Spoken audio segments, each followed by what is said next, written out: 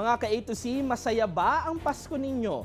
Ayon kasi sa pinakabagong survey ng Social Weather Station o SWS, karamihan ng mga Pilipino ay umaasa ng isang masayang pagdiriwang ng Pasko. Lumabas sa survey na 68% o halos 7 sa bawat 10 Pilipino ang umaasang magiging masaya ang kanilang selebrasyon. Mas mataas ito ng 3 puntos kumpara noong nakaraang taon, pero mas mababa naman kaysa sa 73% na naitala noong 2022 at 2023.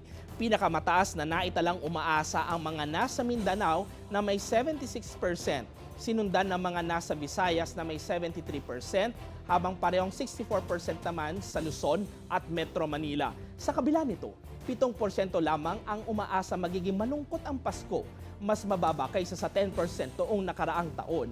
Samantala, 25% naman ang neutral ang naibahaging reaksyon. Isinagawa ang survey noong November 24 hanggang 30 na may sampling error na 3% lamang sa national results.